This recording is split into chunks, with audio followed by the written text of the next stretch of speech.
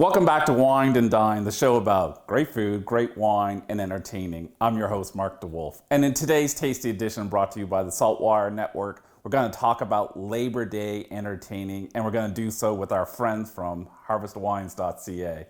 Now, when it comes to Labor Day entertaining, it's all about bringing friends and family together and celebrating with great product, great wine, great beer, great spirits, and great food. And when we have such great local food here in Nova Scotia, why not put that as part of the mix? You know, my friends at harvestwines.ca have also a commitment to local. They have a great variety of local beers, wines, and spirits. And what I'm really excited about is these new 3-packs of Tidal Bay that they've created.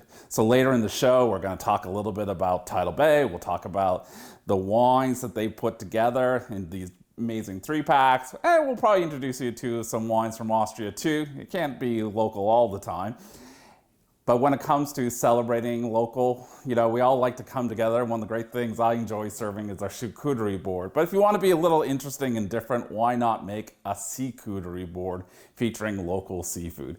It's going to be perfect pairing for these curated Tidal Bay 3-packs presented by Harvest. And we'll come back in a moment. We'll talk a little bit about Tidal Bay. We'll talk about what the wines are in the 3-packs they've created. We'll talk a little bit about putting together a charcuterie board, and we'll talk a little bit about these new wines they have from Austria. So come right back. Okay, so welcome back, and let's talk about Tidal Bay Wines. Now, we can make it really complicated, but why? We can simplify this down to a few key points. They're always white wines. They're always made from 100% Nova Scotia grown grapes. They're always blends. Now, there are 4 key grape varieties that go into the Tidal Bay wines. There are Lac-Qui Blanc, Seyval Blanc, Vidal Blanc, Geisenheim 318. Now, those have to make up at least half of the blend. But that gives the winemakers a lot of options in terms of using other grape varieties to put their own personality into the mix. You know, and speaking of our winemakers, they're really talented winemakers living in Nova Scotia. Again, allowing for them to create their own signature Tidal Bay style. What I love, and especially for entertaining, is how well Tidal Bay wines go with local food, and in particular, local seafood. Now, really, Tidal Bay is a really great story. It started in 2012 with the 2011 vintage, and it allowed the wine industry of Nova Scotia to tell a story of our industry, tell a story of our place. To borrow a French term, tell a little bit about the terroir of Nova Scotia. What is terroir? Well, it's just a French term that talks about how climate, soil, geography, topography, and even the culture of a place gets translated into the flavors of a glass of wine. You know, come right back. We're going to talk about these 2 wonderful 3-packs, handpicked by Harvest, that reflect the terroir of Nova Scotia. There'll be one on the Wolfville area and one on the Gaspereau Valley area. We'll talk a little bit about how that terroir gets translated to those wines, but also talk a little bit about how the individuality of the winemakers and the wineries gets translated as well into the flavors of their Tidal Bay. So come right back and we're going to do a little tasting. So now let's talk about these curated 3-packs of wine. And we're going to start with the Wolfville 3-pack. Now I'm going to try not to be biased. Obviously my last name is DeWolf. So it's reflective, these wines, of their place near the town of Wolfville. So really we're talking about really close to the Minas Basin. We're getting a lot of that influence from the Minas Basin. We have a slightly different soil set here, a lot more clay loam soils. And we have some really wonderful producers, starting with Mercator. Now, I always think of Mercator as one of the more subtle Tidal Bays. Lots of citrus, mineral character. If I was going to have a plate of oysters just on the half shell, a squeeze of lemon, I'm reaching for a glass of Mercator. Now, Lightfoot and Wolfville is a really special place. You know, these wines are certified organic, and they really deliver on an expression of their place, expression of their viticultural practices, which are all really thoughtfully done in terms of protecting the vineyard land. You know, this wine is about half Lac-Qui Blanc. It's got some Chardonnay in the mix, a little bit of Germanic varietal, really fresh and really well balanced. Now, a real classic to me is Domaine de Grand Pré. Their Tidal Bay always for me has a bit of a signature of the Tidal Bay style. Sometimes a little more aromatic, a little great balance of residual sugar and freshness. I like to think of, when it comes to pairing this wine with seafood usually, to thinking about adding a little aromatic spice into the mix, because the aroma of the wine allows us to do that. Now I'm gonna take a little taste just to make sure I'm not wrong, but I love how this wine smells. You get a little more tropical, a little more garden fresh herb, even sometimes even a touch of lychee in the mix. So really nice and expressive. Yes, and just that great freshness to the palate and great balance of sugar and acidity. So that's a real classic for me. Now, the Gaspereau Valley is reflective of a specific area within the Annapolis Valley. It's actually not that far away from Wolfville. It's less than a 5-minute drive. But there's a little bit of different terroir here, and going back to talking about climate and soil. So a little more diversity in the soils. Even places you had it where in the old, going back hundreds of millions of years, where the seawater had flowed into the Gaspereau and flowed out. So we got some ancient seabed in here. We've got this natural airflow from the Minas Basin that kind of the valley acts as a funnel, channeling that airflow through. So it's a really great place for growing grapes. We have 3 wines from this pack, starting with Lackady Vineyards. And I think in an article this year described this wine as game changer, because it's slightly editing the Tidal Bay style. So if you like a little bit drier wines, Lackady Vineyards Tidal Bay is definitely the wine for you. It's definitely on the drier side, slightly mineral, reflecting the seabed soils in the vineyards of Lackady. Now, a really nicely balanced wine is Lackady Vineyards. Always fresh, always nice aromatic, always never too aromatic, never too dry, never too sweet. So I think if you think about a gluggable, just sitting outside with friends, not thinking too hard about your wine, just enjoying life, enjoying some fresh seafood, Lackady Vineyards is probably the one for you. And then we have Benjamin Bridge. Of course, Benjamin Bridge is an iconic winery of Nova Scotia. They really have done a lot to change Nova Scotia viticulture, place Nova Scotia on the national, international map.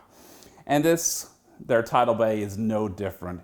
It's really fresh. It's almost expressive of its place because they make the wines in very natural ways. That means they're not doing a lot in the vineyard, and they're trying to minimize what they do in the winery to make the expression of their vineyard come across in the glass. So let's give this a try too. We always like our friends at Benjamin Bridge.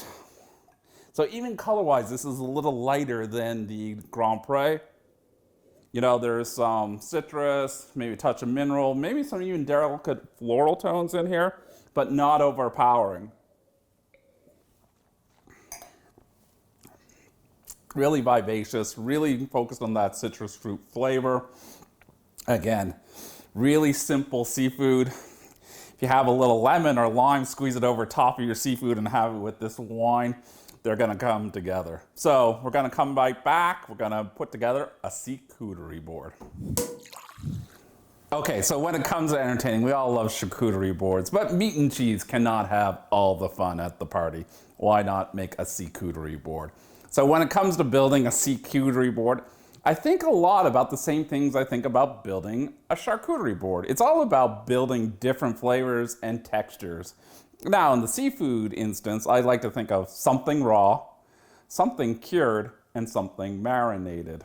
So we're gonna add some extra textures and flavors, some tanginess to the equation too. So some of the accompaniments, things like pickled red onion. You can have some capers here to add a little tanginess and saltiness too. And then when it comes to what I have in front of me, I have raw oysters, you know, classic. We're entertaining in Nova Scotia after all. We should have some oysters on the table. And to make it a little bit unique and different, I've made my own kind of mignonette. So mignonette, classic with shallot or red onion, red wine vinegar, a little sugar. But what I've done to mine is give it a little Asian twist. So I've used cucumber, red onion, rice wine vinegar as the base acidity, And then I've added a little ginger in the mix too. That's going to be fantastic. Now, borrowing a little from Scandinavian tradition, I made gravlax. Now, traditionally, it's salmon gravlax in Scandinavia, but I've used local trout. So basically, for 24 hours, I covered the trout in salt and sugar and dill. Then I washed that off, patted it dry. To give it a little Canadiana, I brushed it with just the lightest amount of maple syrup, so you get this wonderful salty, sweet juxtapose of flavors. Now I've topped mine with a little pickled red onion, but it could be capers, or you could just serve it au naturel like that. Just slice it off, add it to a piece of toast, and you're good. Moving our way back, now I'm going to a little Spanish influence. I've got mussels escabeche, which is essentially mussels that are steamed and then they are marinated in a combination of olive oil and vinegar, garlic, and fresh herbs. So really tangy, really fresh, and a great kind of unique way to present mussels on a charcuterie board. Finally, I've got some lobster in the mix. I've created a kind of a lobster salad with dill aioli. Place that on a baguette, you're done. And then finally, I made my own seafood sausage. So a little local haddock that I combined with some crabs, some dill, a little egg white and cream, made kind of a mousse. Then I put it into some plastic wrap, rolled it up like a sausage, steamed it. After about 8 minutes, we have seafood sausage. So all together, you have a wonderful charcuterie board that focuses on local, fresh seafood, and it's a perfect pairing for Tidal Bay. It also goes pretty well with some Austrian wines. So come right back, and I'm going to talk a little about some great new Austrian wines that you'll find at harvestwines.ca. So Harvest Wines loves local, but I have to showcase these really cool wines from Austria. If you haven't had Austrian wine yet, you should. They can be absolutely fantastic. And I love the fact that these wines from the Gruber family, and I'm going to say the Gruber family because it really is a family operation. It's a sister and two brothers who have inherited their vineyards from generations before that are crafting these wines. You know, these wines come from Roschwitz in the Weinviertel in the northeastern part of Austria, kind of on the border of Slovakia and the Czech Republic. And these wines are made with kind of organic methodology, very much hands-off. And they make them in slightly lower alcohol, fresher ways. And one of the advantages of lower alcohol and consequently slightly higher acidity levels is you can add less sulfur. You know, it acts as a preservative in its own way, allowing for the true nature of the wine to come through. Now, Austria is really famous for a few grape varieties, but probably most famously Gruner Veltliner and Riesling. But they also make red wines. And an interesting wine to try is Weigelt, you know. In German it means double your money, so it's got to be something good in that bottle. So that means, you know, these wines tend to be, they got some body, but they got some freshness too. So great wine, red wine, if you got some seafood on the table, bring the Zweigelt as well.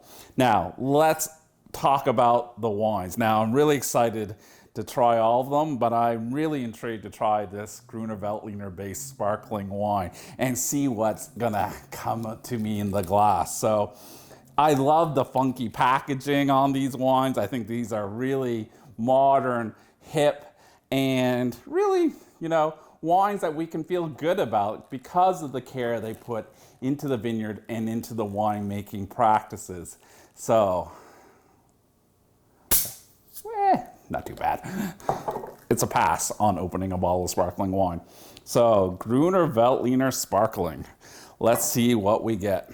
So, really, obviously, I've got a great mousse. I mean, it's kind of, so relatively fine bubbles. And on the nose, just a nice, you know, little bit of the autolytic character, but not too much. You know, we're still, you know, it's coming through. A little even mineral character on the nose.